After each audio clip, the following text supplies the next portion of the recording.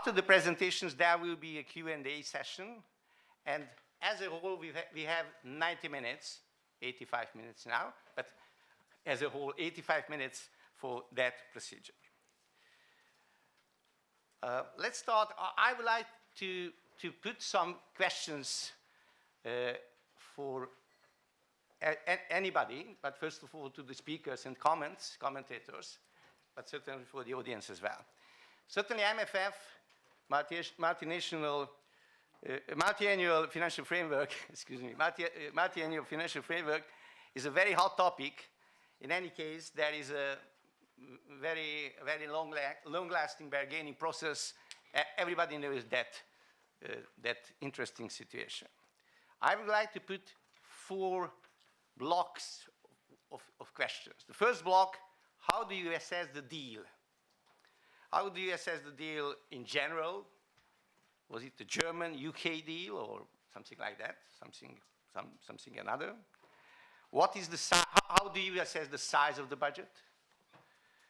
How do you assess the structure of the budget as concerning growth, employment, competitiveness and convergence related elements, plus fiscal consolidation problems?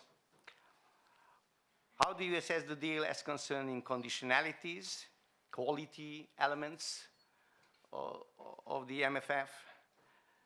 How do you assess the flexibility of MFF? And last but not least, what about own resources? How do you assess the situation as concerning own resources? The second block of the questions is the Hungarian position. How do you assess the Hungarian position? Numbers are clear, or maybe not, so there are different views as concerning the numbers now in Hungary. What is the situation as concerning Hungarian position in that MFF? How do you assess the final outcome? The third block, the most important Hungarian experiences from the current MFF. What are the most important experiences from the current MFF who are relevant, who are interesting for the future, for the next MFF?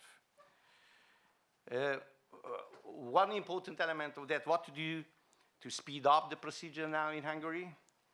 And another important question from my point of view is what to do for better spending in Hungary.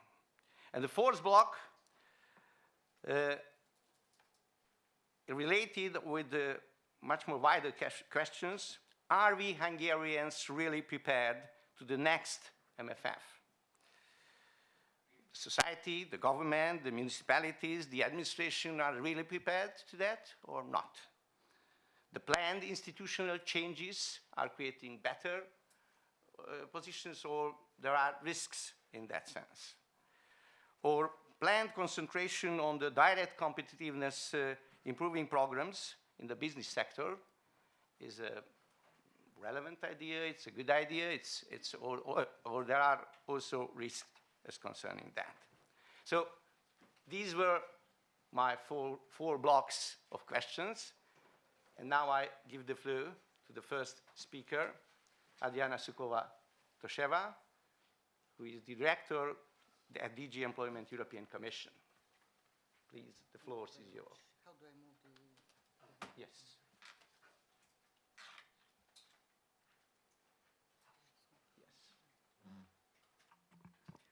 Good morning, everybody. Thank you very much for the invitation, and I'm really glad that today we have a discussion on the multi-annual financial framework that was adopted last Friday, because there were still uncertainties just a couple of days ago whether the heads of states and governments will agree on the budget of the European Union for the next 7 years, and luckily they managed to reach an agreement, and I want to thank Mr. Vertes for putting up the serious questions, how do you assess this deal that was achieved last Friday?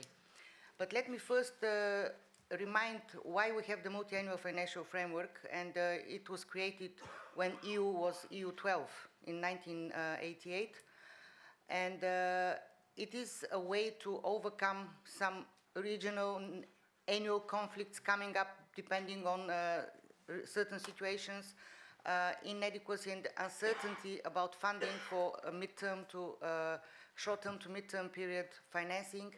And that's why in 1988 it was decided that there will be a multi-annual financial framework that will decide not only on the policy objectives but also on the funding that is supporting these policy objectives. The adoption of the multi-annual financial framework last Friday is the first step, because now we have the European Parliament who needs to endorse this deal, and then it can become a reality. The Commission will propose and negotiate a regulation as well on the multi-annual financial framework, and this extension of the existing MFF until adoption of the new MFF is just a reminder that we have to have the agreement and the regulation by the end of this year, so that as of 2014 we start with the new clear 7-year budget for the European Union. The MFF is considered as a technical document, but it is also quite detailed about types of allocations, mechanisms for allocations, and when you have the chance to go through it, you'll see a lot of technical details about how the calculations are done, what are the rules of decommitment, and I'm very happy that we have now, the heads of state and government have agreed on N+3 rule, which reduces the risks of losing money based on automatic decommitments, because in the current programming period we are very carefully watching for such risks, and we are working with the member states trying to avoid these risks, and this was raised in one of the questions, to speed up implementation and make sure that we are spending on entirely in line with our objectives and achieving the outputs and results that we want. The content of the multi-annual financial framework, in fact, is it specifies the spending limits for each category of expenditure, and it imposes indeed a budgetary discipline. Everybody has to comply with this.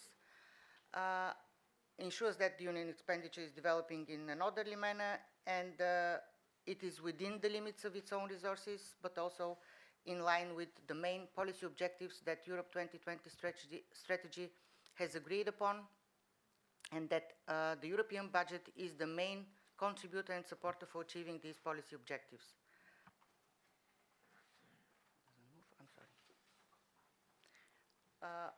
Now, the main principles on the multi-annual financial framework are: first, it's linked to the Europe 2020 in relation to creating growth and jobs.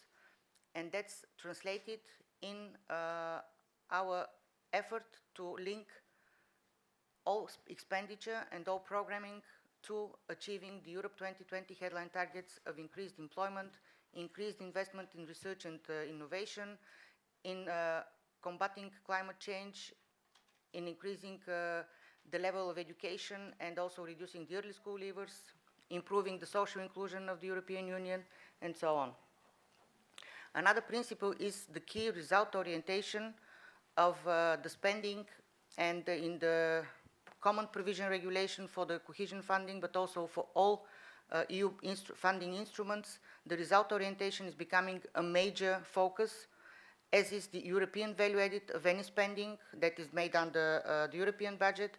And also there is a major attempt to simplify implementation, the relations between the Commission, the Member States, and the final beneficiaries, but also simplification in terms of not jeopardizing the sound financial management and the results that have to be achieved with the support of the funding. I'm turning over. The structure of the multi-annual financial framework, it has 6 subheadings, and heading 1 is, I've put also the final figures of last week. We have competitiveness for growth and jobs, which also includes the Connecting Europe facility. It's a new financial instrument. The overall amount to be spent under this subheading is 126 billion almost. The subheading 1B, where we have the economic, social, and territorial cohesion, where that's the cohesion policy, we have 325 billion for the next 7 years. Heading 2 is sustainable growth, natural resources, which covers the agriculture and environmental spendings, it's about 373 billion. Security and citizenship is a very modest amount of almost 16 billion. Global Europe, which is our external instruments, it's 58.7 billion. Administration, where the funding of the institutions is having certain conditions attached to it, but the subceiling for administrative expenditure will be 61.6 billion, and the compensations, heading 6, where Germany, Netherlands, Sweden, Denmark, and Austria are getting, and UK, I'm sorry, I missed UK, are getting their compensations as part of the deal to achieve the agreement last Friday. What is important is also that there are special provisions included in the chapter for cohesion policy. There is an overall capping of the funding that can go to each member state, and it's agreed at 2.35%, 35% of the GDP per member state. But when the GDP growth was lower in 2008-10, below -1%, then the transfer can be increased by 10%, and it will be, the capping in fact will be 2.59% of the GDP. However, there is a second level of capping, that is that the transfer of cohesion funding cannot be more than 110% of the current allocation.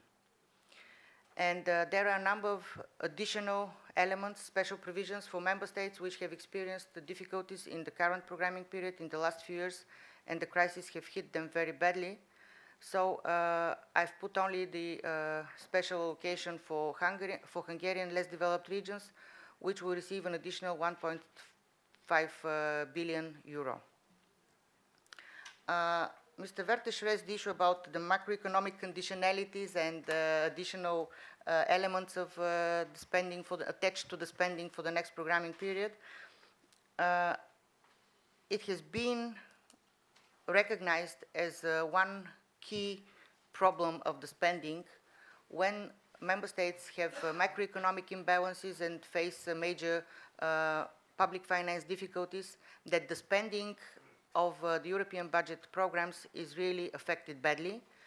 And that's why for the first time the European Commission has proposed, and this was endorsed in the MFF, to have a macroeconomic conditionality attached to the implementation of the European funding for the next programming period, which means that when Commission adopts and the Commission and Council adopt country-specific recommendations on the financial stability and on the main reforms that have to be implemented in a member state, and these main reforms are not supported by the European funding, the Commission will have the chance to ask the member state to revise its national programs and provide for funding under the European funds for supporting these structural reforms. This is for the first time that the Commission will have the possibility to ask member states to amend their operational programs, because so far the Commission never had the initiative of requesting member states to reflect certain needs that have been identified even at a very high political level by Council recommendations. There is a performance reserve already identified in the MFF. Now it stands at 7% of the national funding, and this performance reserve will be attached to the achievement of the results and the better spending of the funds in the next programming period. There are two new instruments that have been approved and agreed under the cohesion policy. The first one is the Fund for European Aid for the Most Deprived People. The agreement was that this will be at the level of 2.5 billion euro, applicable for all member states for the next 7-year period, and that's the substitute or a new instrument to take over the fund for the aid for the most deprived that was currently spent under the agriculture funding. And the reason for having this instrument under the cohesion policy is that this is an instrument to address those people that are really in a very difficult, severely materially deprived situation, that are quite socially excluded, far away from the labor market. They don't have a direct link to coming back to the society. They need a first type of support in order to be addressed, to be contacted, to get some support for like food or food packages. Also, we have provided for, in this new instrument, new extended scope. There will be support provided for homeless people and also for children that live in severely materially deprived families. The regulation for this instrument was adopted by the Commission in October last year, and it is already under discussion in the Council. The Parliament is also examining the proposal of the Commission, and we will have their comments by the end of February. And the second instrument, which was just last week agreed on, is the Youth Employment Initiative, which the MFF identifies 6 billion euro to be spent on that. This is a clear expression of the need to address youth unemployment levels at European level that are really unbelievably high, that unfortunately have not improved substantially in the last few years, and that risk of creating a lost generation. In December last year, the Commission adopted the Youth Guarantee Scheme, and the Youth Employment Initiative is the first financial instrument to support the implementation of the Youth Guarantee Scheme in all member states which have a youth unemployment level above 25%. And with the 3 billion coming from the European Social Fund, and 3 billion is kind of a top-up for such measures. There is quite a long list of possible measures and actions that could be implemented in support of this youth guarantee, and this is a first kind of attempt or effort at EU level to address the youth unemployment problem that is becoming structural in some member states. On the EU funds for Hungary, I don't have the figure. I cannot tell you exactly what is the figure that will be allocated for Hungary. I don't want to speculate about it. All I know is in the MFF 1.5 billion that will be given specifically for less developed regions. We have started already our bilateral dialogue between the Commission and the Hungarian authorities for the programming process, which follows the presentation of a Commission services position paper on the future challenges, the gaps, and the funding priorities that the Commission identifies that should be implemented in Hungary in the next 7 years. They are based on the country-specific recommendations issued by the Council and the national reform program that Hungary has presented. The idea is that the funding provides for covering the gap between the current situation of the 5 headline targets and the nationally decided target. Some of these targets in Hungary are very ambitious, I can recognize that. We have started informal negotiations, and the agreement is that we have meetings between the 4 shared management directorates general. For Hungary, I believe it's less important, the DG Mare participation, but still DG Regio, DG Employment, and DG Agri are very active in discussing at what extent Hungary accepts the funding priorities as identified in our position paper, but also which are the key possible measures that have to be implemented, included in the partnership agreement and the operational programs. And we have monthly meetings based on exchange of documents. I understand that the submission of the partnership agreement has been provisionally envisaged for end of February. We're waiting for the Hungarian draft, the first draft, because it could be only an informal discussion and negotiation on the partnership agreement. Formally, we can adopt, the Commission can adopt the partnership agreement after the adoption of the legislation. I can tell you something about the discussions on the legislation as well. I'm sorry, yes. But first I'll elaborate a bit on the position paper.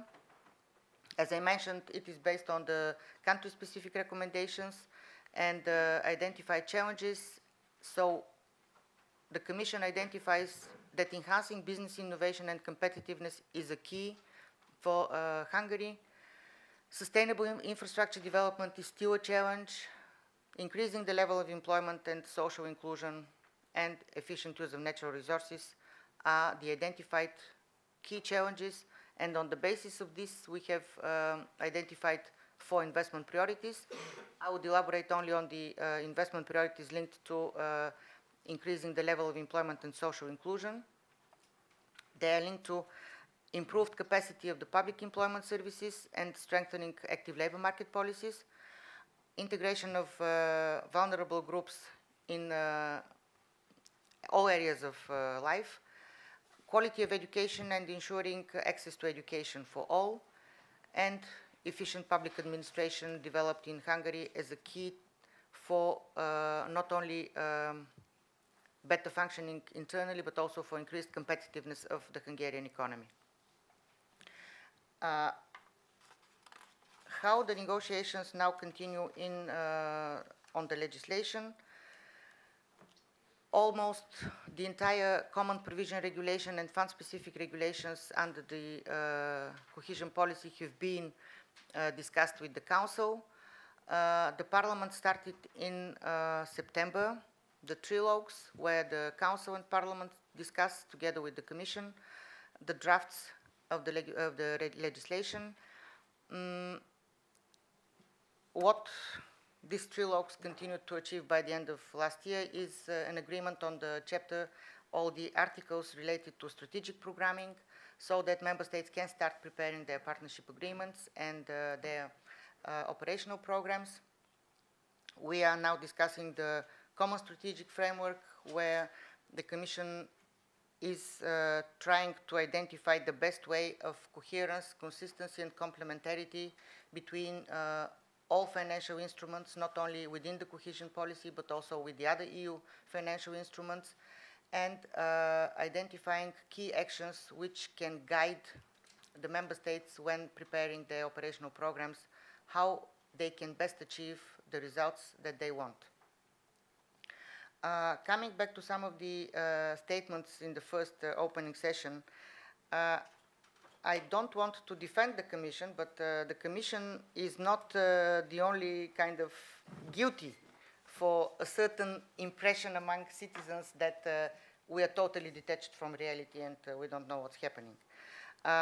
We have a lot of discussions, and as you see now, the MFF is adopted by the heads of states and government. They're political masters. We have to implement it. We are now updating even the regulations that have been adopted almost 1.5 years ago to reflect the agreement of the heads of states and governments of the European Council, and make possible the achievement of the key results that have been identified as objectives in the MFF. Of course, it is not one-size-fits-all approach, and that's why we have a common position paper for all member states with their individual, identifying their individual challenges and specific funding priorities. And we are negotiating. I have attended a number of initial presentations of these position papers, and most member states say that they fully agree with the assessment of the Commission services on their challenges. There are different ways to achieve the results that member states identify, and this is now the process when we are discussing whether one or another action or measure is most suitable and will be best to achieve, best to implement in order to achieve the results. There is a very substantial change in the programming for the next period. It is linked to the requirement to have clear results and outputs reported as a follow-up of the implementation of the cohesion funding in all member states. And we will have annual reporting. We have developed common output indicators with the common provision, with the regulations, so that there will be a possibility at EU level to assess the funding that has been spent under the cohesion policy, what outputs and results have been achieved, and to prove that there has been a real added value of that spending. If I may come to some of the questions that our chairperson put. The assessment of the deal, I wouldn't say good or bad. I'm happy we have a deal because it gives a certain frame, it gives a certain certainty, so we can now start really planning and programming, and with the view that any spending should lead to growth and jobs, that any programming should be flexible enough to reflect changes that are forthcoming, hopefully for good. But even in the current programming period, we saw that there is flexibility in the programming, and there are possibilities to adapt the operational programs as a main programming instrument throughout the implementation to reflect a number of forthcoming needs and to continue the implementation. You know that even in the current programming period, member states that had serious financial difficulties got the approval of an increased EU co-financing rate up to 95%. So this, we think, is one of the, and this stays in the new multi-annual financial framework as a possibility. It reduces the pressure on the public finances, but also allows for programs to continue being implemented the way they have been envisaged. I have some impression about the Hungarian experience of the implementation so far of the cohesion policy funding for, especially under DSF. I wish it was speeded up, of course, and I wish to see some results. But I'm looking forward to hear your assessment, because you are here, you know what's going on, and you have a different perspective of how things have been implemented, how efficient they have been, and whether the results that were expected have been to a certain extent achieved. I'm ready to take any questions afterwards, but I'm ready to listen to my colleagues here from the panel. Thank you.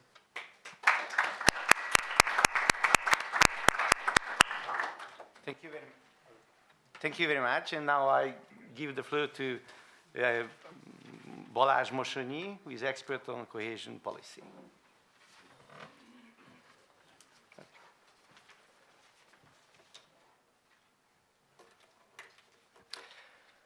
Thank you very much, and thank you for inviting me to this conference.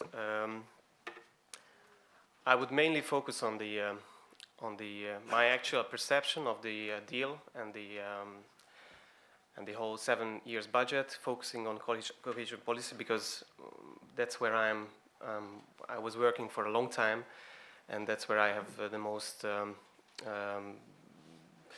wisdom, or I have the most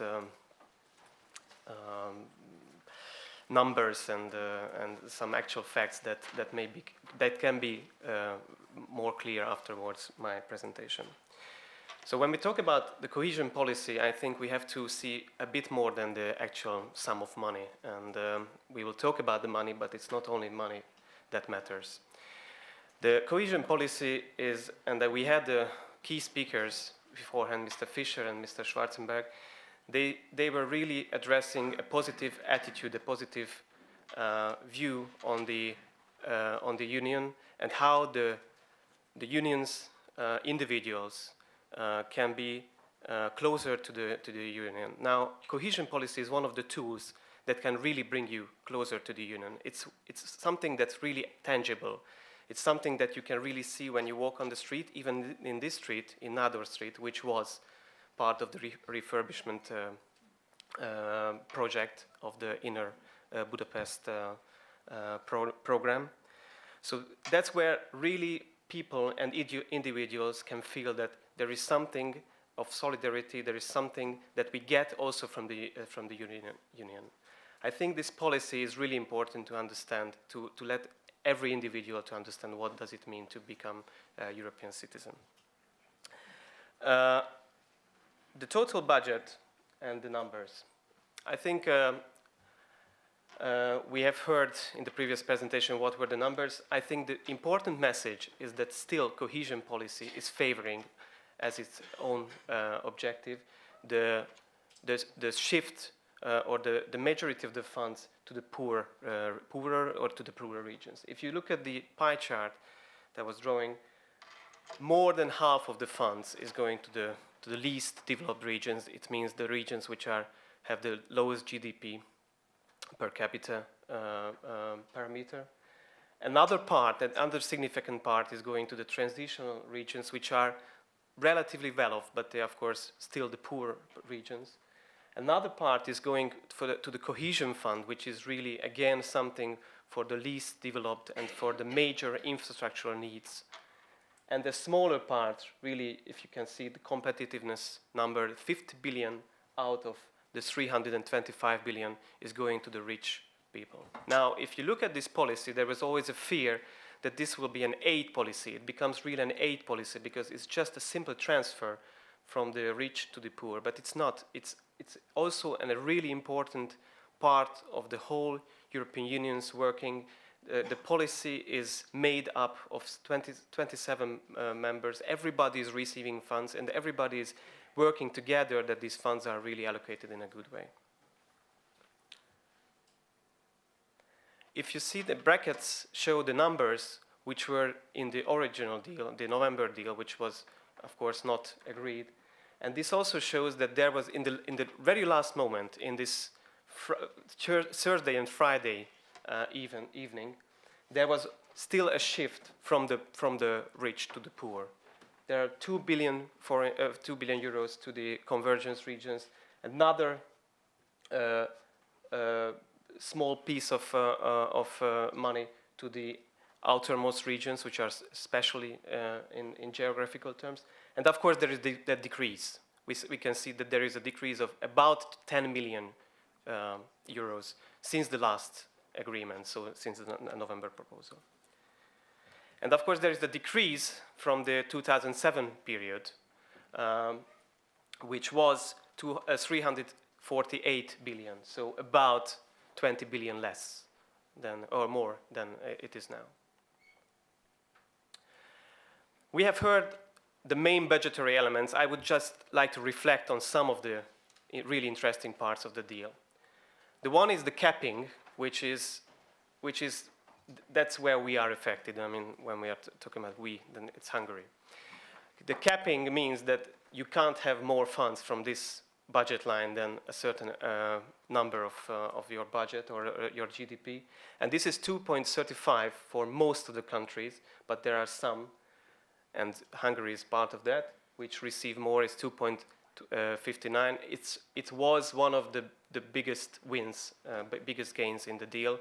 We could really get into this group. This group means, of course, the group which is mostly affected by the capping, and this group had an opportunity to use a higher ratio than the other countries.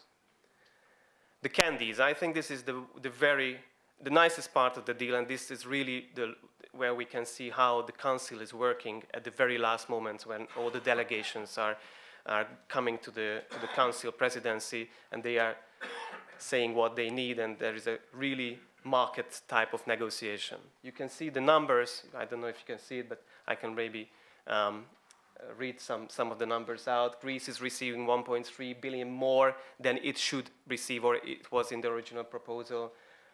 Portugal 1 billion, Spain 1.8 billion, so Italy also 1.5 billion, and even this is where Hungary received the 1.5 billion extra. That is the money that usually the prime ministers are using for their press conferences. This is what we really were fighting for.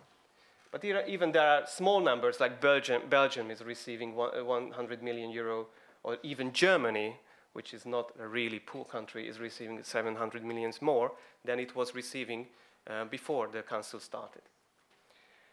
Now, I think one of the other interesting instrument is the review of the allocations, which is another option for those countries which have experienced a really negative allocation, and this is also true for Hungary, because the allocation is calculated on the present and the future GDP growth expectation.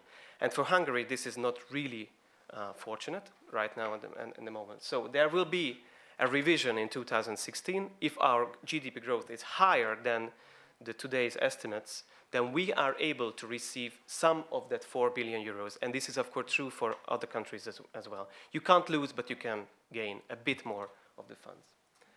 The performance reserve, I think it was mentioned, it's a huge amount, 7%, and that is directly linked to the Lisbon agenda. So those priorities which are running good, which are really contributing to the EU 2020 agenda, this will have more funds, and those who are not performing well can lose actually these funds. So this is a really important tool. And I would also mention the Connecting Europe facility, which is not in this chapter, or actually the financing is partly from this chapter. It's a 40 billion euro multi and across European infrastructure, telecommunication, IT and research type of project, which is managed by the Commission, and this will actually finance major projects, large projects, networks throughout Europe. And this, from that 40 billion, 10 billion is financed from Cohesion Fund. So also Hungary's allocation will be divided, and some part of the allocation will be spent through this Connecting Europe facility. So we have to actually earmark a kind of amount which is not yet known. We can have rough estimates, but we still not yet know how much we have to give back, or not give back, but maybe give back and receive again.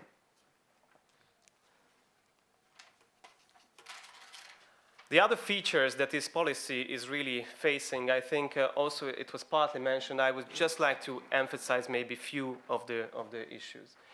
There is clearly a more strategic approach. It is by far, it was from the beginning, the Commission wants something from the money, or the Council has decided that it will ask something from the Member State if it is giving a huge amount of contribution to the country.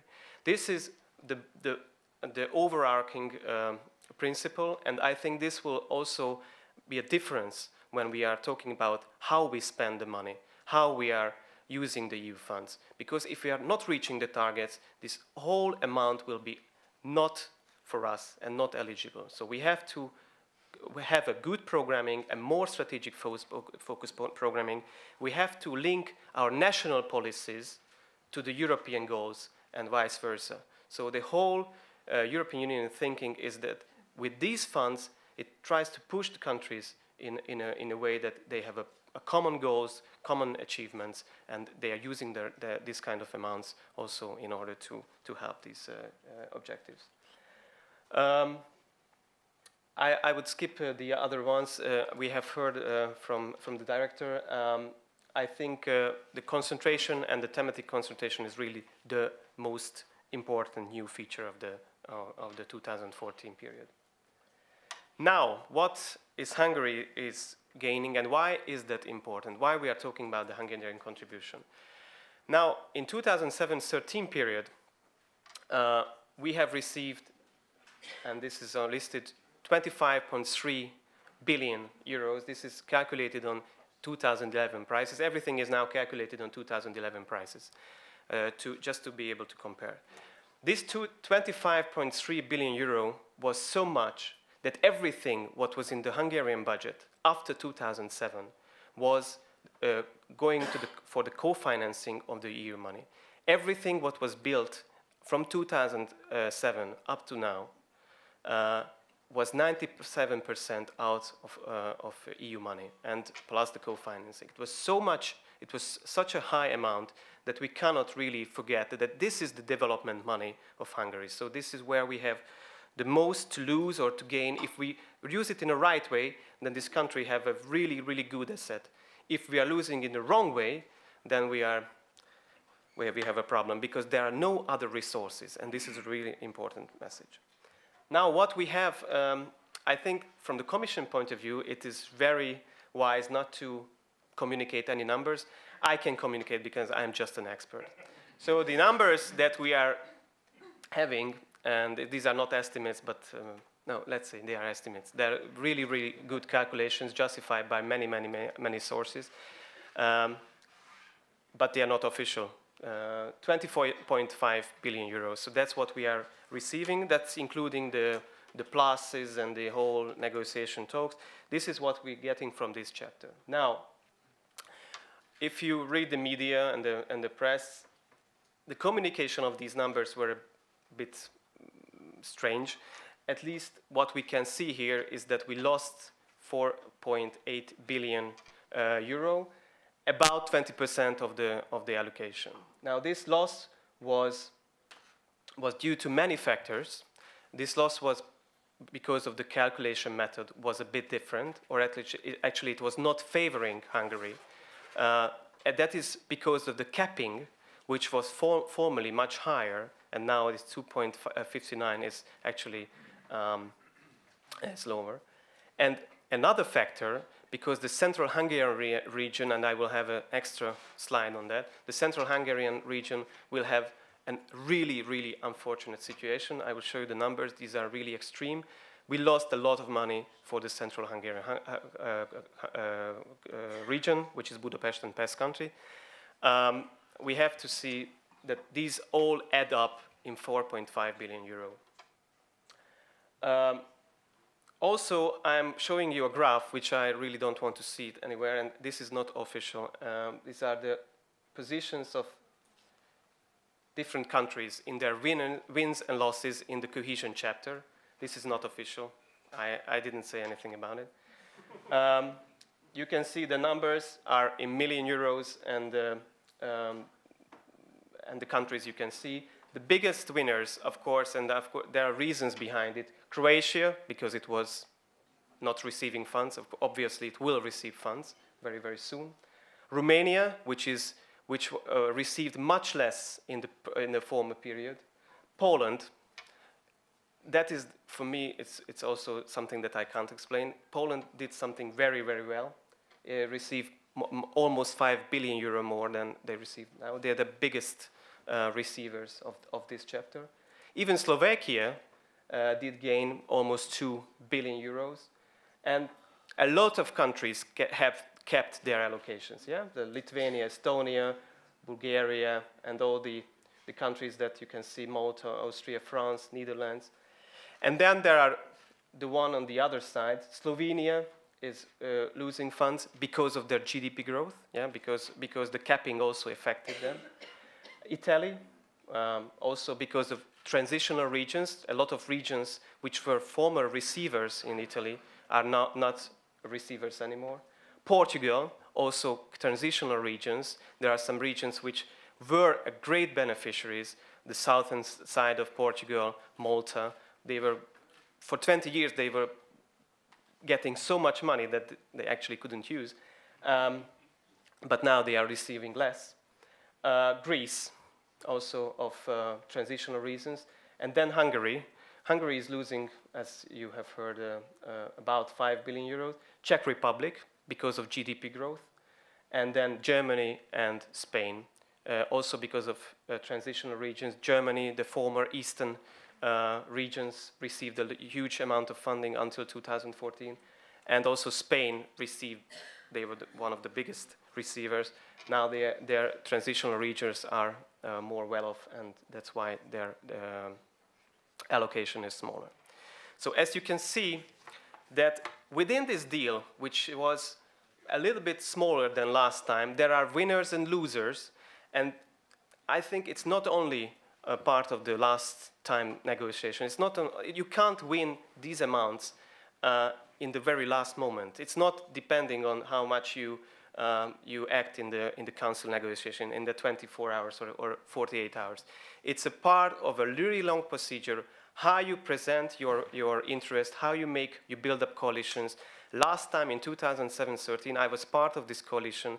The Eastern European countries were a one bloc. They were calling us a one bloc. There were three blocks: the net payers, the former recipients, Greece, Portugal, and Spain, and there was the Eastern Bloc, and they could not beat us. We were the biggest winners. Now, this happened also in this time, but our little bloc was, well, somehow divided, because there are still winners and still losers.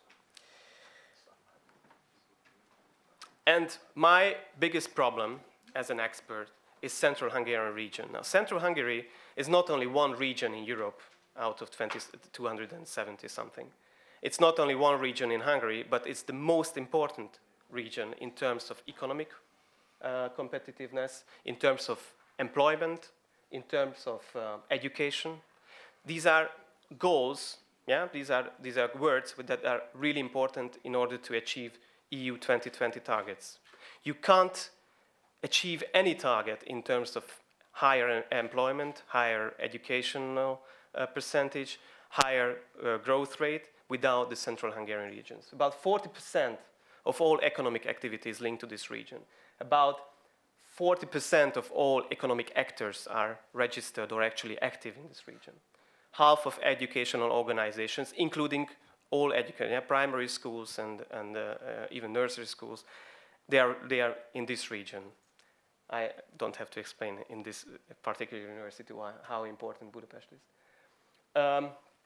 Now, the support of Central Hungarian regions, because of that shift in its status, is now dropping to 30 or 27% of its former value. So formerly, the Central Hungarian region received only from structural funds 1.6, 1.7 billion euros. That was the program which was only financing enterprises, schools, tourism, even this project that I was mentioning, the Inner Budapest rehabilitation project, was financed from this allocation. It was 1.6 or 7 billion euro. Now it's 0.45. And it's the 3.3% of all allocations from structural funds only, what Hungary is receiving. I'm deducting the cohesion fund because the cohesion fund is based on project allocation, but the structural funds, you can't spend it in different regions. So you can't spend the 97% you can't spend in Central Hungary. And I think it's a huge problem, and I think we'll face difficulties with it because what I said in the beginning, there are no other resources in the Hungarian budget if we also look at the projections in the next 7 years, than the European funding and the co-financing. Conclusions, and I can be a bit more harsh or sarcastic. Of course, sometimes less is more. If you read the press, for me, it doesn't really come realistic why we are saying that we receive much more than we received in the previous time. But I leave that to the journalists to examine. Now, it's also true that sometimes less is more if we think about the absorption capacity that we have. It's really difficult to absorb even 20 billion euro. So it would be really, if 2014 we have a conference here and we spend all the 20 billion euro, or that will be in 2016, I will be really happy. But of course, we have to see that if you don't have the opportunity, it's really difficult to spend. Of course, I also want to emphasize the diplomats and the whole team that was working on this negotiation. This was partly the same team that was working in the previous negotiations, so they had already the experience, that they really made a good deal out of what was the original proposal. The original proposal, there was a time when the Hungarian contribution was even 4 billion euro less than today's agreement, 4 billion euro less even than today's. I also have to emphasize that we didn't have too many arguments. Our rate of absorption is now dropping, and since the last 2 years it's really dropping. Now, according to the Commission statistics, Hungary is 23rd out of 27 in the absorption or in the payment figures of the EU 27 countries. To this year, 2013, we have to pay the same amount of money that we had to pay in the last 5 years since the program beginning. We have to pay, in 1 year time, we have to pay the same. That's why it is important. Mr. Vertes was asking about institutional solutions, how the new system is going to build up.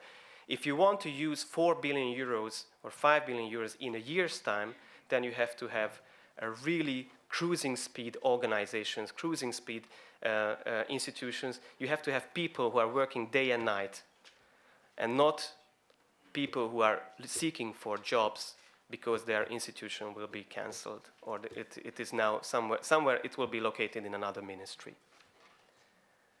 And the Central Hungarian region, of course it's only a joke, but I would really say that in Central Hungarian region, the institutions, enterprises will have not the opportunity to receive serious amounts of funds. So it's already started some years ago that companies register in other regions, but it will continue because the funding will be much higher if you step out from the PES country. Thank you very much for the attention.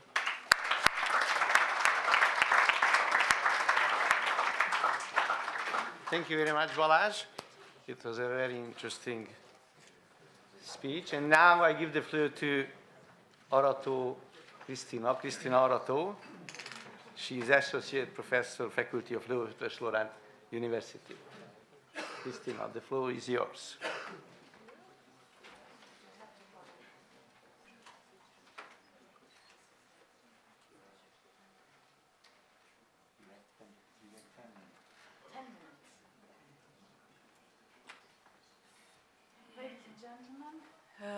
Good morning. Thank you very much for the invitation to this conference. And of course, I will try to stick with my time framework that Mr. Chair has just told me, because obviously it is very hard to keep people back from lunchtime. So I will really try to be quick. It was very interesting to listen to the conference so far because there seem to be two layers of ideas. We have the idea and the practice of Europe. What I remembered during the weekend when I was listening to the news about the success or failure or something in between, negotiations of the new multi-annual financial framework, I remembered one of my favorite authors, who is Timothy Garton Ash. He had a writing in The Guardian back in 2002 when we were approaching membership. And he compared what is happening to a grim wedding. He said that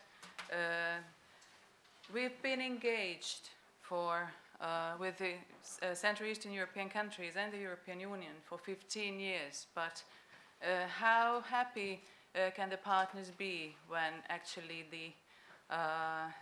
the wedding itself happens after 15 years of engagement?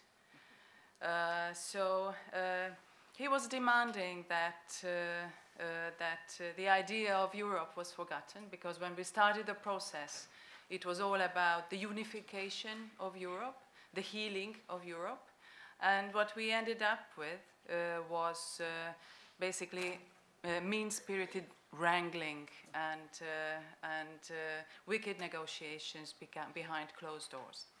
I think both are Europe. We have the ideas and the practices.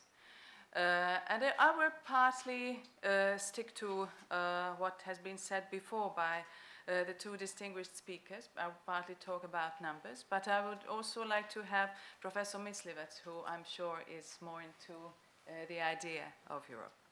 I have 4 questions for today, and I can only hope that I can go through all of them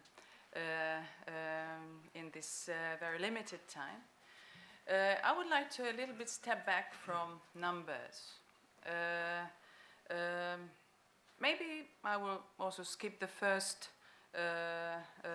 question, how are we using structural funds? Balazs said that we are 23rd in using it. I have some different numbers, but we have a lot of things to do. But I think we should also ask the question, what are we doing this for? Balazs said that cohesion policy is what we see on the streets. But is this a mere communication tool? then it's very expensive. So there should be something more into it than only letting people know that the European Union is here and helping us.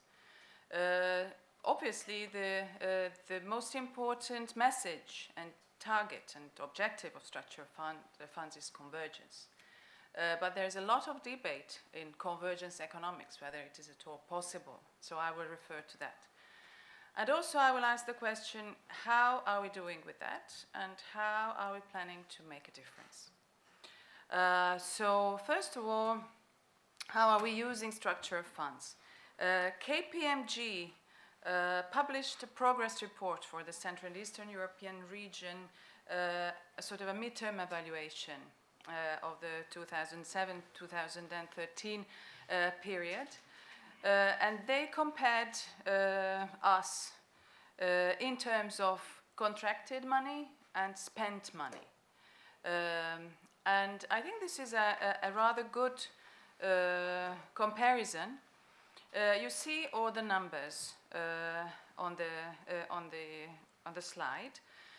And we see that we also with Poland were doing in this first period of our current MFF, on average, Hungary and Poland contracted and spent almost the same amount of money, which was not a lot, we have to admit. I talked to one of our former colleagues at the National Development Agency last week.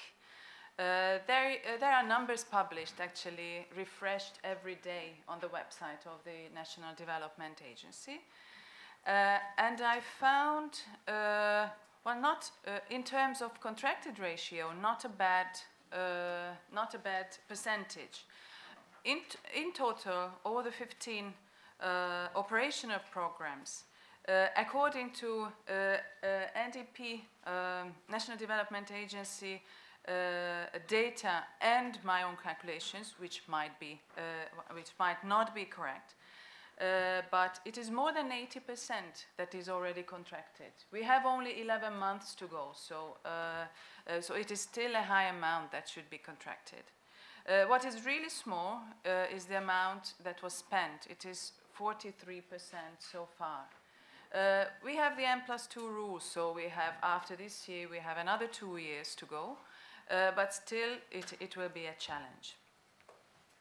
Second question: why are we doing this? What is the effect on this money on Hungary? Is there convergence? Are backward regions coming up? Are they developing? Are they coming closer to the center? According to a 2002 report of the Hungarian Statistical Office, that is using GDP data from 2010 because it's rather slow to process the data. So we can only say again some conclusions about the 2007-2010 period. We can say that the difference is growing between the most developed and the least developed regions of Hungary.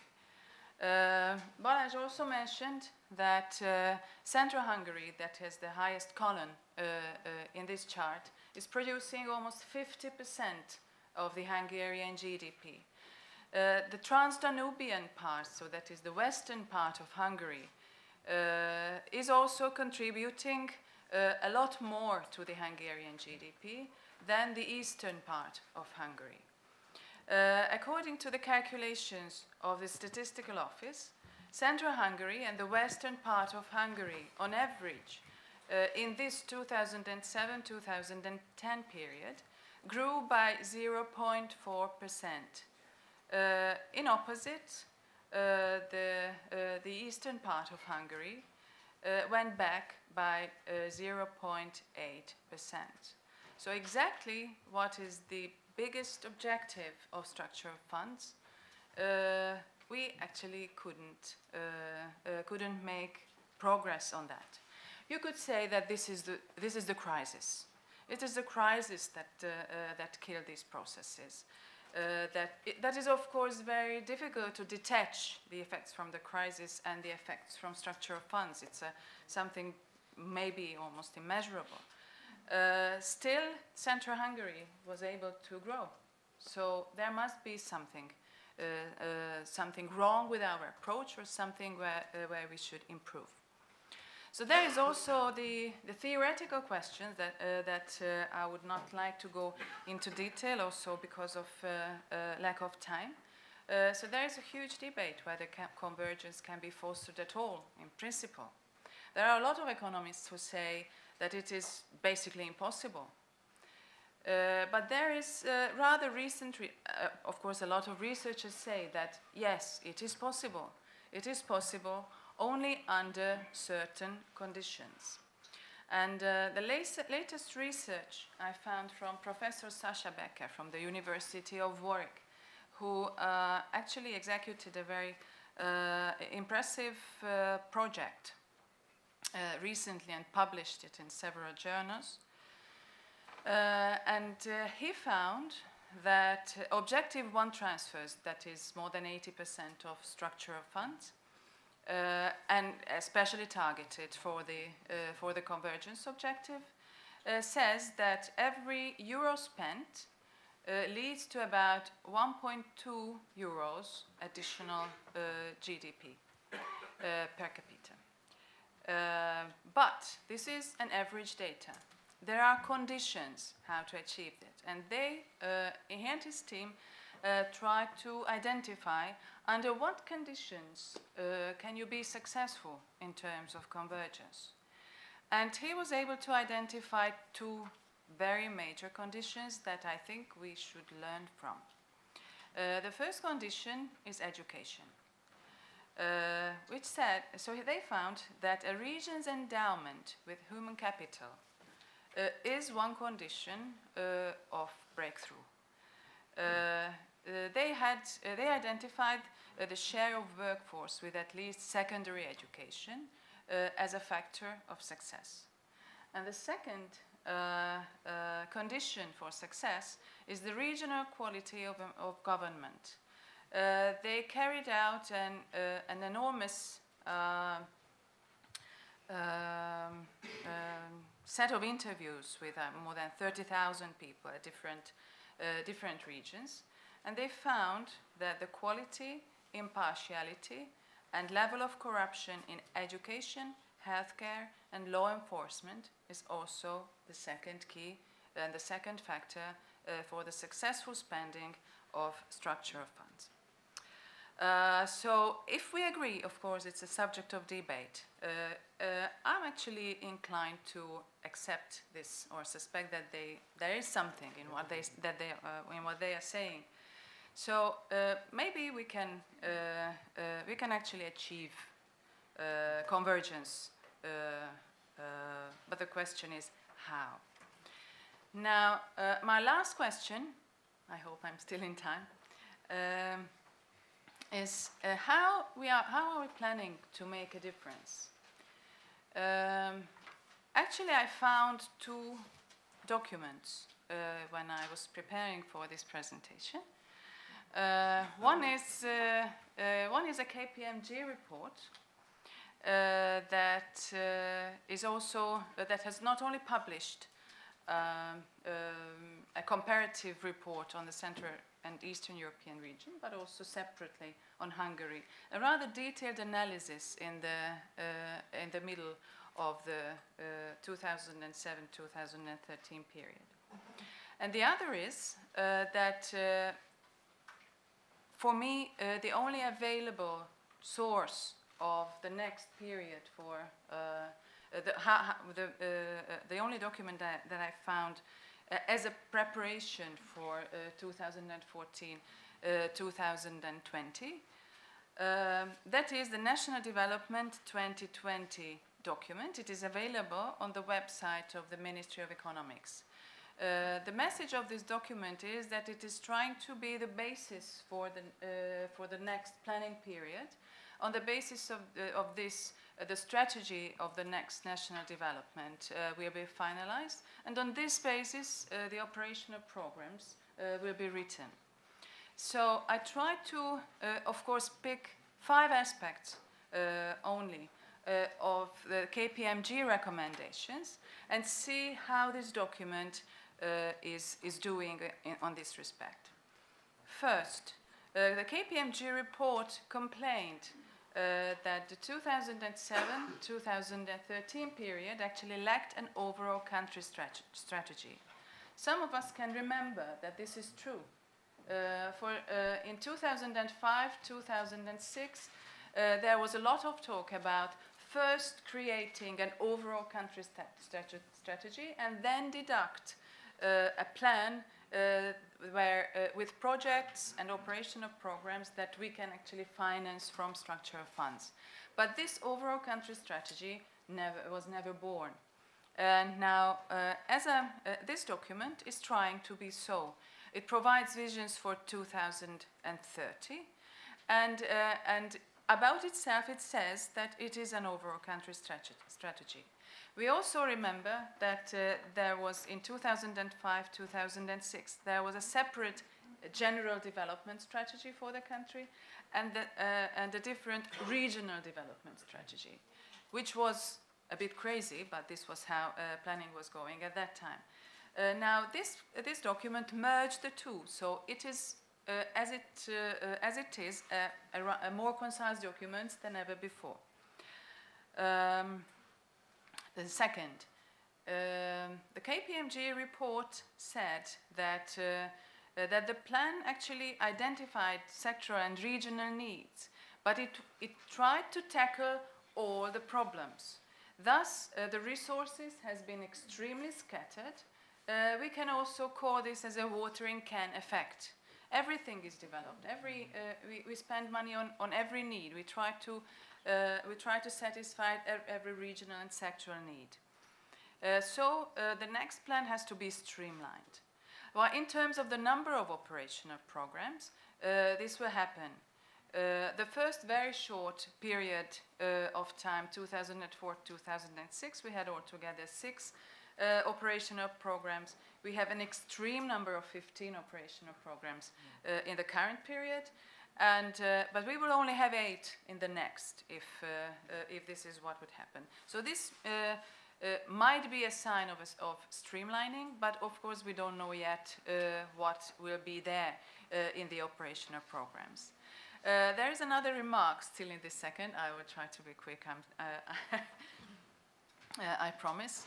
That the plan itself is not an own world. By this, there are sectoral policies. There is a policy reality. There are laws, and there are sectoral programs that actually might not be concise with the planning. As a university person, I have to say here an example that the educational policy that is envisaged in this document and the education policy that is run by the current government is something very opposite. So this way it will not work. So it has to be streamlined what we plan and how we want to spend structural funds and how we actually do public policy in the different sectors. KPMG report also refers to the regional differences, the problems with convergence, but says very little, or at least I have not found any innovative ideas how to improve the situation in the backward regions. Fourth, the KPMG report says that the institutional system is operational. It says that there is a good relation between managing authorities and implementing agencies. So it is a rather close setup. Where they identify problems is the area how and where managing authorities have to work together with sectoral ministries. So this is so far, and to my practical experience, this is very true. So ministries who are responsible for programs and managing authorities with the logic of structural funds, cannot talk and understand each other from time to time. Now, the program does not say a lot about the institutional system. The institutional system, we know from the news that managing authorities are planned to be planted to sectoral ministries. Now, there are costs and benefits of this. The benefit would be, of course, the healing of that problem that was addressed by the KPMG report. But the question is whether the breakdown of a not spotless but operational system would not endanger the spending and the work of the structural funds in the next period. And the very final problem that was addressed by the KPMG report is actually my pet subject, partnership. The KPMG report complains that partnership processes were rather formal in the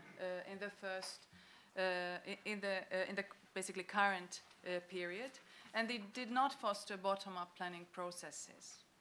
Now, this document that I'm referring to is on national debate at the moment. It is on the website of the Ministry of Economics.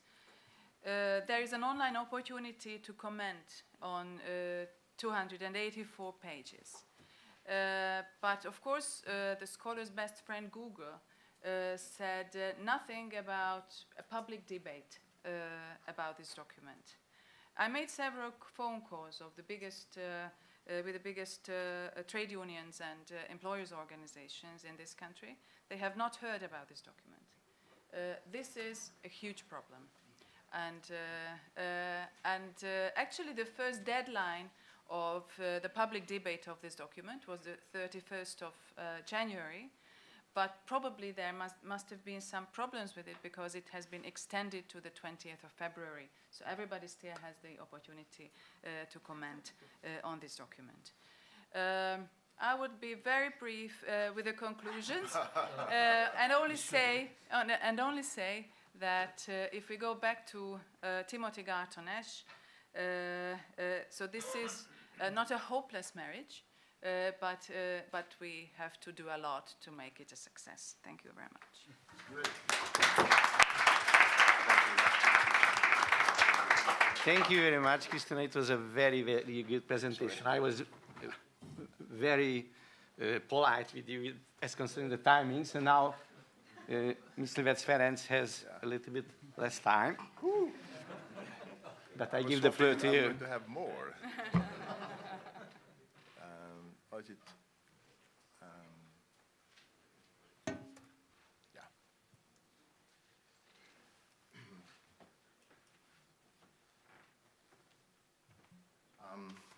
Well, I'm very glad to be here, and I think this is high time that we talk about all these smaller and bigger problems which were very much in details elaborated before me. I got permission from the Mr. Chair and Professor of Central European University, Peter Balazs, to do a little feedback and talk again about the general picture and the original title of the conference, which is the future of the EU and solidarity and European values. But of course, I'm going to reflect upon what we have heard in this panel, and in fact, Krisztina and Balazs helped me with their very detailed numbers to cut short of my first point is that we are not only living in times of multiple crises, and crises in the European Union and crises in Hungary and globally, but we have to face a deeper problem that we entered a new age of uncertainty where there is very little chance in the short or the medium run to get back to what we have called business as usual. Now that goes very much against the public discourse and the political view of most of our politicians, political parties within Hungary and in Europe. Now here, how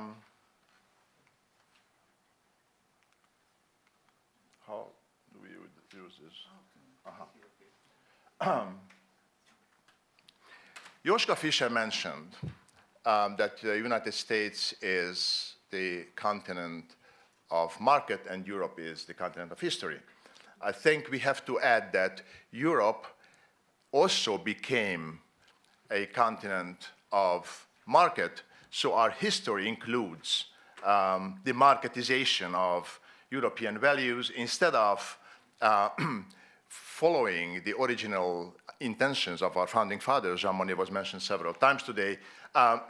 We became, and many people today, many of the young generations believe that Europe is an economic project. We became de facto an economic project, and time to time we are coming back to this big issue. But as you heard today, there is a complete mismatch between these two discourses. So I'm trying to make some links between these two. General discourse about Europe's future and the numbers and the not so positive reality of what we are facing today and tomorrow. So what are the crisis symptoms? Well, obviously the great achievements of the European integration is eroding. The great promises are discredited. The social model is nowhere. We have an economic, a Europe built upon neoliberal economic policies. And as a matter of fact, our European institutions became very much discredited and not trusted anymore. I will show you some data about it. Especially after 2008 and 2009, it is obvious that Europe cannot cope with the growing discrepancy between its peripheries and its centers. So the very crisis what we are facing today is, I think, it's a crisis of trust, a crisis of institutions, and a crisis of values. And the crisis of the euro and all the economic and other symptoms are only consequences of these deeper problems, like unemployment, demographic decline, etc., etc. I don't want to spend time with this, but I just want to remind you what we have faced in the last 3 or 4 years within Europe, with the movements of indignados, with non-violent and violent protests almost everywhere, protests pro and against the EU in Hungary a year ago, which made Hungary not only a Prügelknabe for some good reasons in the European Union, but also the vanguard of the rearguard. The rearguard was mentioned. In many ways, we became, ironically speaking, the vanguard of the rearguard. Now, what is the major structural problem in my understanding of the deep crisis of the European Union? We have, as a metaphor I'm using very often lately, we, as individuals or communities, nations, nation-states, or even the European Union bureaucracy, certain self-image, certain self-understanding. We have certain bubbles around our heads. It's based upon reality. In Hungary, we talk a lot about our vicious, evil destiny and our creativity. I don't want to give all of the details. The EU has a self-image about offering a social model for the world, leveling up huge discrepancies between regions and so on and so forth. The problem is when with what we have today, in times of crisis, reality, real reality, and this imagined reality about yourselves are getting further and further away from each other. And actually, I think the crisis is about these bubbles are bursting. Not only financial bubbles are bursting, but these cultural, psychological bubbles of self-image are bursting. Now, the other problem is, I think, that is success. The European integration is a tremendous success. You hear from me a lot of critical comments. I am an ardent European believer. I believe in Europe, and I don't think that there is another alternative than more integration. at the same time, we have to face a reality. And a reality is that a big success of the European integration became the big obstacle of further integration. Why? Because up until 1989, this integration was very well nested. It was protected by NATO, by the Soviet army. It was based upon the Marshall Aid, and it was actually a very well protected development, integration. And nobody really had drawn conclusions, although it was discussed, but we have not been able drawing conclusions about these new conditions created by 1989 and 1991. So Europe had missed an opportunity to face the new reality and accordingly to define new methods of integration. What worked, invented by Jean Monnet and the other founding fathers for 30 years, did not work after 1989-91. So, and Europe missed an opportunity to open up immediately and avoid the Yugoslav war. The second problem was, the second opportunity Europe missed was to discuss the Eastern enlargement in details, to face the fact that it's a beautiful slogan to say that we are unity in diversity, but too much diversity undermines unity. And because we didn't identify a new method of integration, we did not learn, as we heard today, we did not learn about each other, and today we have less interest between Western and East Europeans, Northern and Southern Europeans, to talk to each other about these differences than before '89. We used to have a lot of solidarity, ladies and gentlemen. From the birth of Polish Solidarność up until, I would say, 91, 92, there was real solidarity, cooperation, East-West dialogue between different countries within Eastern Central Europe and Eastern and Western countries. I could give you thousands of examples of that. My life was based upon that. Where is this today? This very budget we are discussing in this panel is a wonderful example of diminishing solidarity.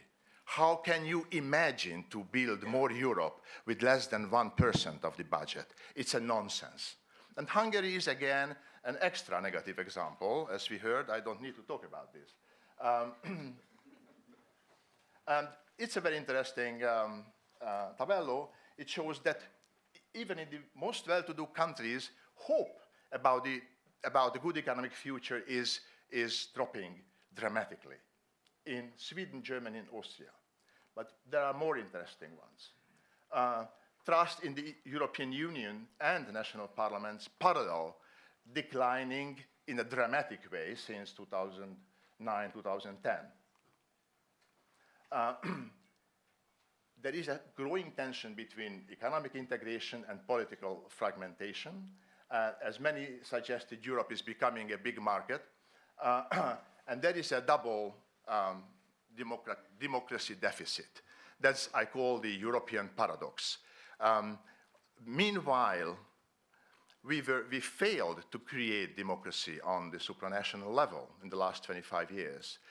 National democracies are emptied out and are becoming more and more no-choice democracies. In other words, politics is made on national level, and policies are decided about on the supranational level. This is the kind of paradox Europe, the EU, and its member states, and all the stakeholders have to overcome, have to face, have to discuss, and to overcome.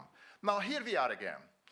3 years ago, we have decided, a good friend of ours, Mary Kaldor, became honorary professor at Corvinus University, and we came together, Professor Palankai and many others, and we decided that we should launch a new debate about Europe. Save Europe, that was a suggestion. Ever since, and I'm following this for 3 years, we have a lot of discussions, a lot of ongoing series of debates. Mr. Barroso even started a grand debate about the future of Europe. Who knows about it? There's nobody. The problem is that the elite, both on the European and on the nation-state level, is talking to itself.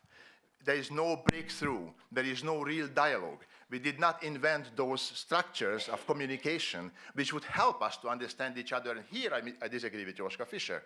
I agree that the nation state is very important, and there was a misperception on the left liberal side of the importance of the nation state. But I'm sorry, the nation state cannot solve the problem of the European Union, not even its own problems. So this relapse to nationalism, national egotism, of which this budget is a good reflection, because it is the first time in the history of integration after 1989 that the budget, the 7 years budget, is smaller than what it was before.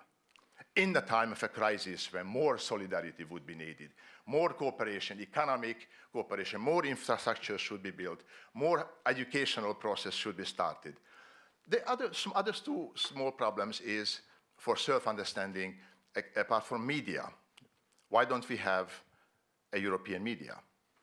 It wouldn't be very costly. It's not, we have tremendous amount of translators within the European Union. It's not true, I don't agree with Joschka in this either, that a European president couldn't campaign in Hungary speaking German, English, or Italian, or Spanish, or Greece, or whatever, Greek, or whatever. We have not, that there are good economic power and prestige interests behind the fact that we do not have a proper European media. I hope you don't tell me that Euronews or European Voice is helping this, no. The second is education. We know less and less about each other. I met with students in the last couple of years from Spain and other countries who didn't even know that Hungary was an EU member state.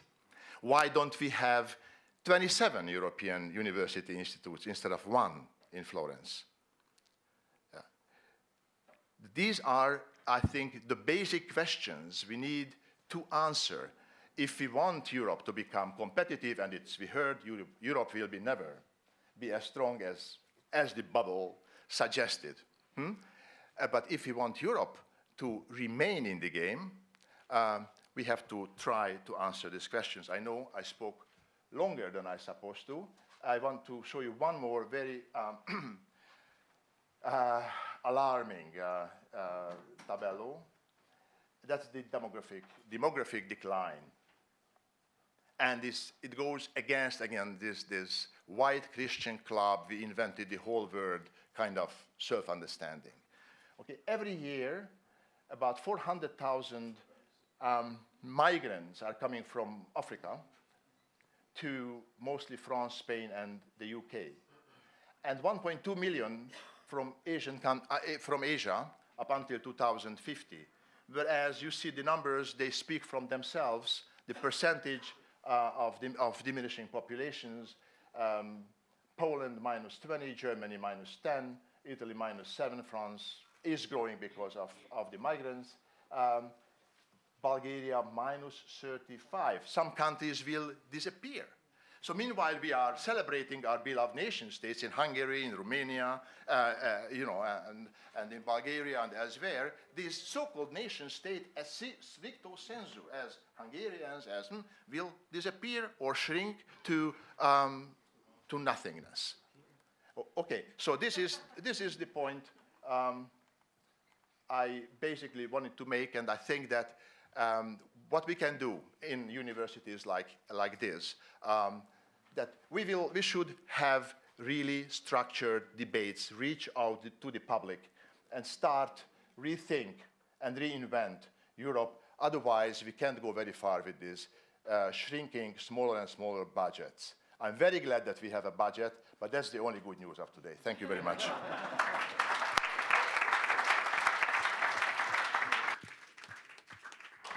Okay, thank you very much, Ferenc. We have run out of time, so now I give you the floor for 2 questions. The first 2 questions, no more. I follow you, Mr. Shattuck. Procedure. Only 2 questions, no more.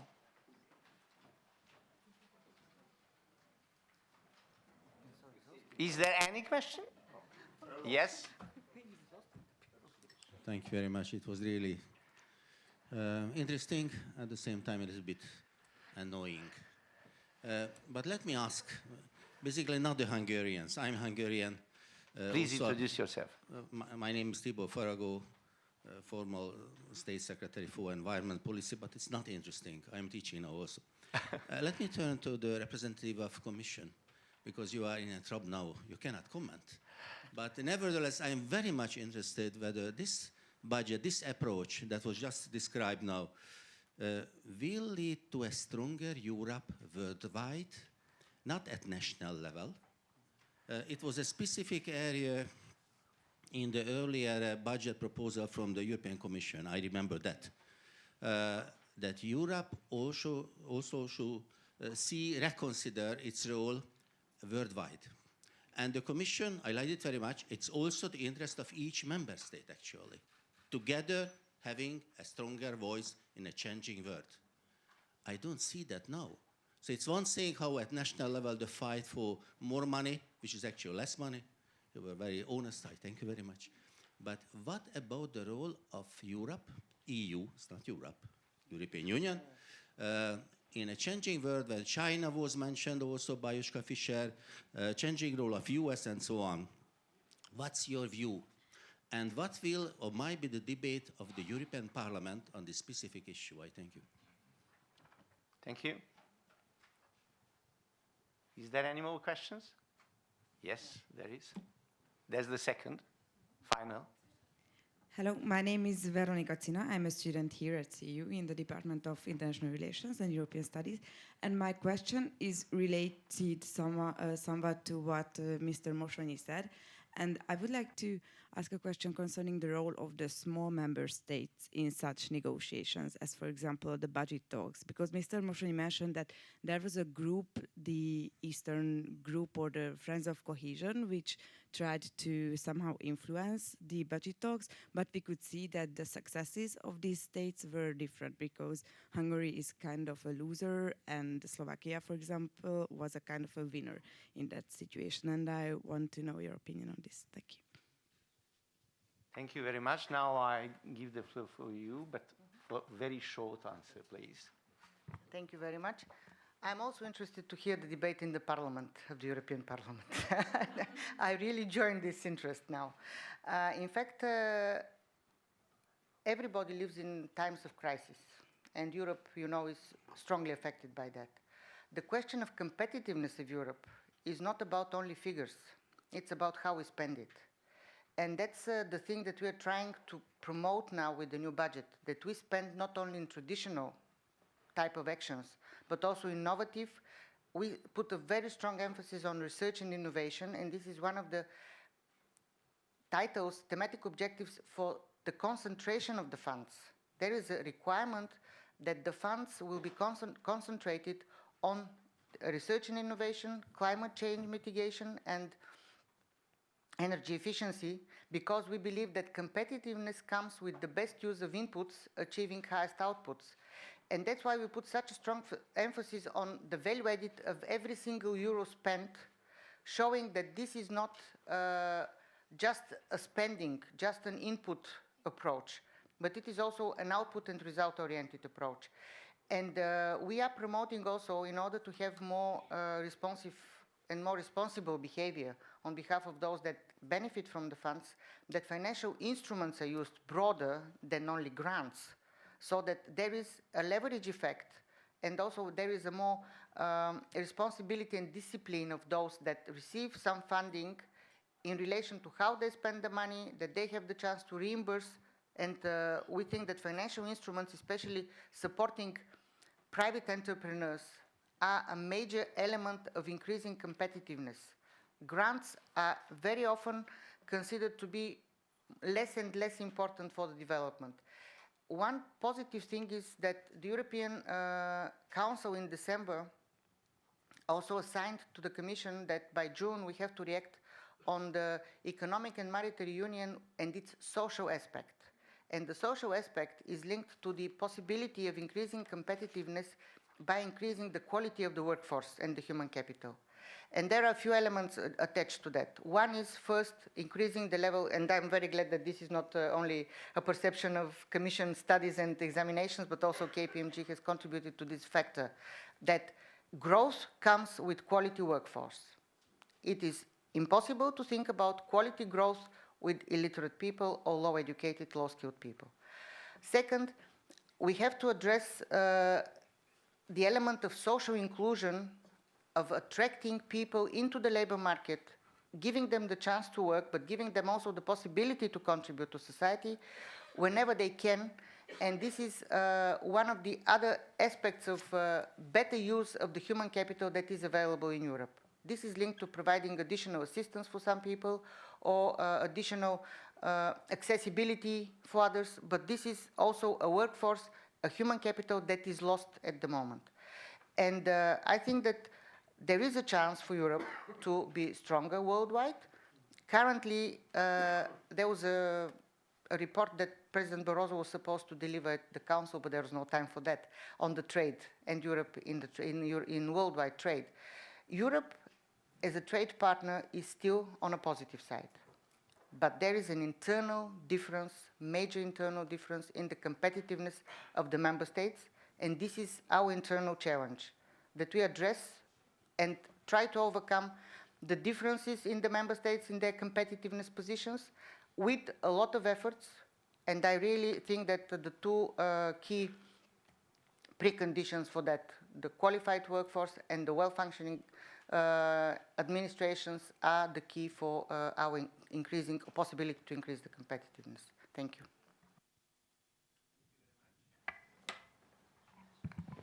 Thank you, and thank you for the question. Now, because I was once part of this exercise, I think the multi-annual financial framework is the most exciting negotiation exercise that you can have, and those who are either in the Parliament or the Council could experience that. I think it's wonderful. Simply, 27 countries have to agree on something which cannot be agreed, and how you make all kind of tricks and plays, what you learn in diplomacy and international relations, it's happening there. And in the very last debate at 4 o'clock in the morning, when everybody's tired, they are still playing like poker games, and it's really something very unique.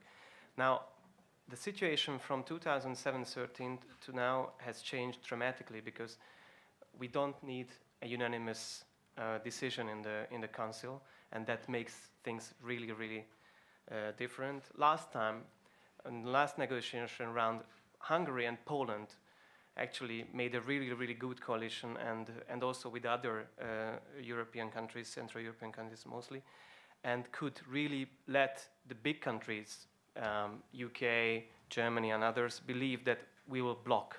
The negotiation happened at the second time, and in end of 2005. But there was a really nice poker game. We let believe that we will block the negotiation, and that will be blocked for all.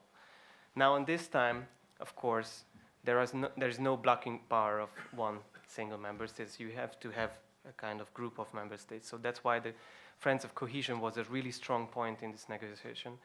But I think in this case, in these times, the Central European, let's say, gathering, at least from the Hungarian point of view, was not that strong anymore.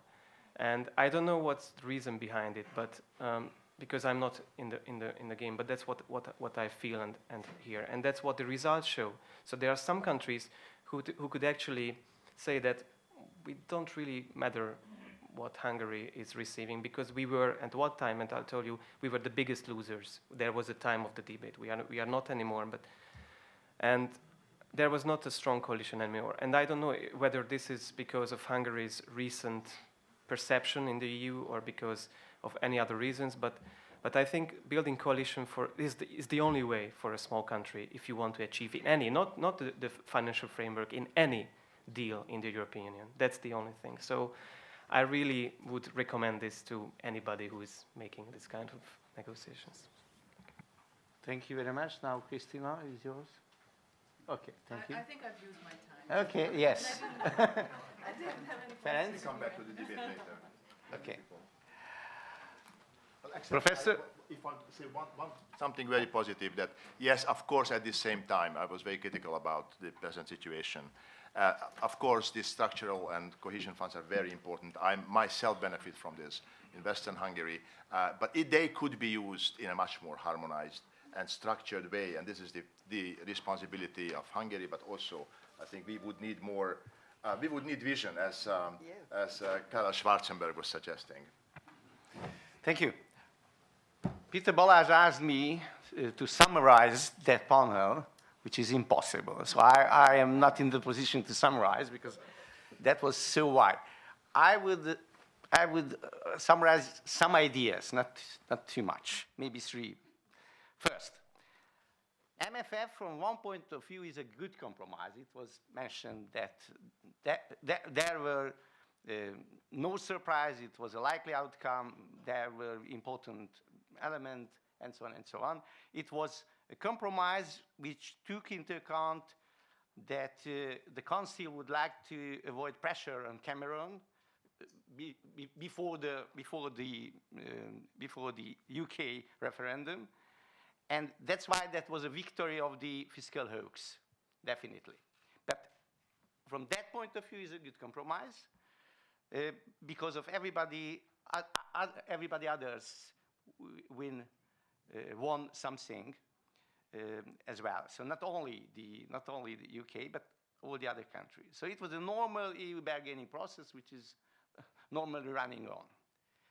From the researcher's point of view, I'm a researcher. I am an independent researcher. From the independent researcher point of view, it was a terrible compromise.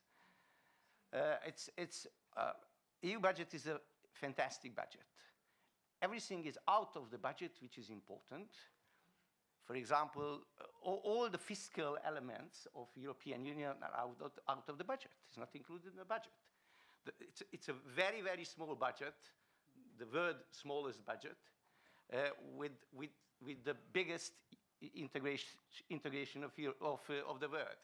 So practically, the banking union, fiscal union, economic union, political union needs much, much wider real budget, which includes, for example, the banking resolution system, or, for example, the deposit guarantee system, or, for example, where is ESM, where is EFSF, and so on and so on. Everything is out of the budget, is not included in the budget. Normally, all these elements in a normal integration is budgeted, really budgeted. So, in that sense, certainly is a terrible budget. There is strong interrelations from the research, from the long-term point of view. Certainly it's not a short-term question, it's a long-term question. But from long-term point of view, there is a strong interrelation with the structure of the budget and very, very small extent of the budget. With better spending, with bigger budget, with modernized structure, that would be a long-term process, which we need in Europe, in my understanding, but it is certainly not a recent question. Hungarian position. Hungarian position was one of the worst, definitely. We are one of the big losers. But because of, in my understanding, I agree with you, because of two main reasons. One is the very bad macroeconomic performance of the past and expectation for the future, or forecast for the future, and because of the bad absorption results as well. So these two elements created loosening, quite important, quite substantial loosening in Hungarian situation. Third question, where we should to concentrate? I think we have to inform the actors, partners, all stakeholders in Hungary that it is a very important question that for the next period we use in much better sense the European Union money. We have to deal with the delivery, with the effectiveness of our activity. We should do professional pre-start works because we are lagging behind in that very strongly now.